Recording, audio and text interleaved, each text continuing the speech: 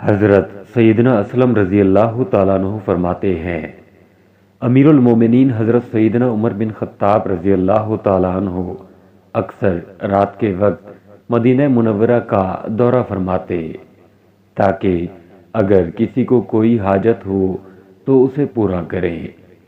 ایک رات میں بھی ان کے ساتھ تھا۔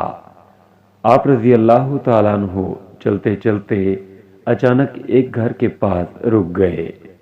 اندر سے ایک عورت کی آواز آ رہی تھی، بیٹی دودھ میں تھوڑا سا پانی ملا دو۔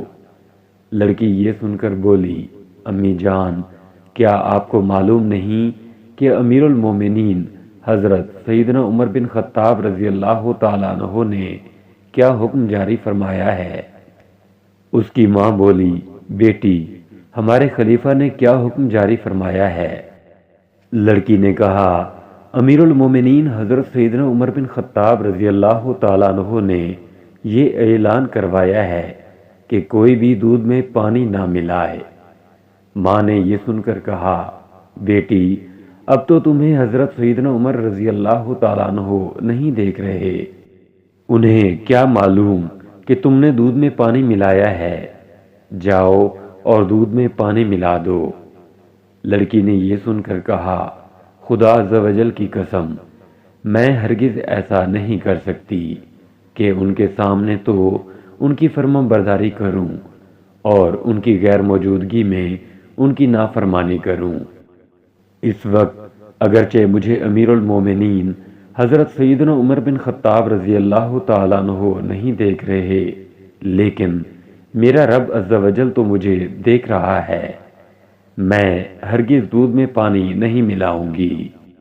امیر المومنین حضرت سیدنا عمر فاروق اعظم رضی اللہ تعالیٰ عنہ نے ماں بیٹی کے درمیان ہونے والی تمام گفتگو سن لی تھی۔ آپ رضی اللہ تعالیٰ عنہ نے مجھ سے فرمایا، اے اسلم رضی اللہ تعالیٰ عنہ، اس گھر کو اچھی طرح پہچان لو۔ پھر آپ رضی اللہ تعالیٰ عنہ ساری رات اسی طرح گلیوں میں دورہ کرتے رہے۔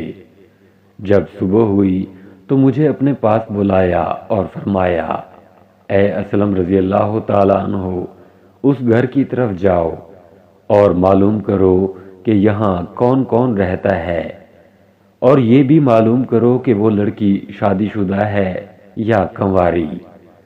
حضرت سیدنا اسلم رضی اللہ تعالیٰ عنہ فرماتے ہیں، میں اس گھر کی طرف گیا اور ان کے بارے میں معلومات حاصل کی تو پتہ چلا کہ اس گھر میں ایک بیوہ عورت اور اس کی بیٹی رہتی ہے، اور اس کی بیٹی کی ابھی تک شادی نہیں ہوئی۔